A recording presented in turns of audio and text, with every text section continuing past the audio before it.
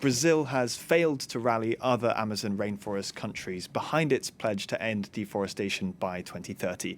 A major South American summit on Tuesday produced a 10,000-word roadmap on sustainable development and the launch of an alliance to fight deforestation, but no common policy on when to end the destruction of the world's biggest rainforest. For more, I'm joined by François-Michel Le Tourneau, Brazil expert and senior research fellow at the CNRS Institute in Paris. Thanks so much for being with us, François-Michel. So we've seen few concrete objectives really here. Shall we be taking this alliance that they've launched seriously? Well, the alliance was already existent because there is an organization of the Amazonian Cooperation Treaty, and it's more the reaffirmation of Brazil as back on the international scene that was the matter of this summit more than a concrete objective on deforestation, I think. So you say this is a return to Brazil being on the international scene. We've seen Lula posit himself as an environmental leader, but with his sort of reluctant stance on oil, shall we say, and the fact that state-run Petrobras still wants to explore for oil at the mouth of the Amazon River, how can he possibly square this with this push to end deforestation in the Amazon?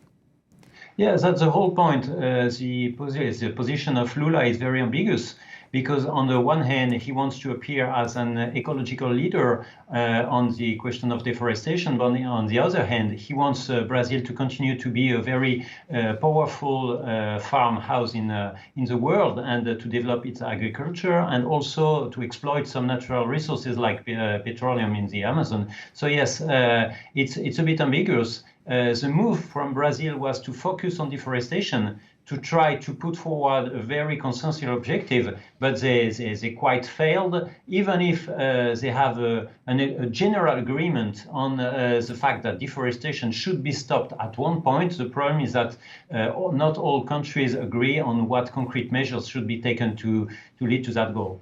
And it's not just this conflict within Lula himself, as you put it, on oil, but also if you look at the Colombian president, well, he's calling for an end to the use of fossil fuels at all. So that's clearly a major conflict between these countries as well as they negotiate. Are there other differences as well with their approach to the Amazon between these countries?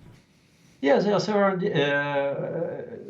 several policies and several approaches. The general point is that every Amazonian country is very reluctant to tie its hands about what it could be or not should be doing in its Amazon part.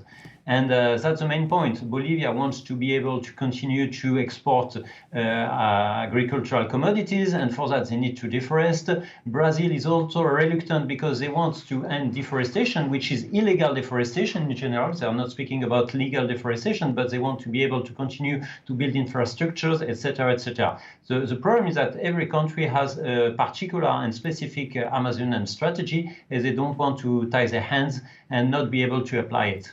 And is an end to Amazon-wide deforestation by 2030 still an achievable objective, or is that dream kind of over?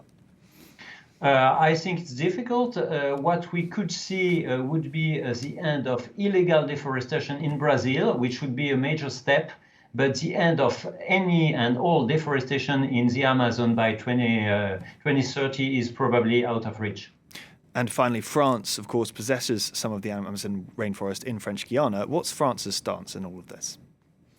Well, France says that its part of the Amazon is very well preserved, which is rather true. But we are also facing some problems, for instance, the invasion by illegal gold miners coming from Brazil. And so we have the stance of France is that we are in a way a model to be followed, but at the same time, we are not recognized really as an Amazonian country, which is a problem for French diplomacy. François-Michel Le Tourneau, thank you very much for joining us. Thank you.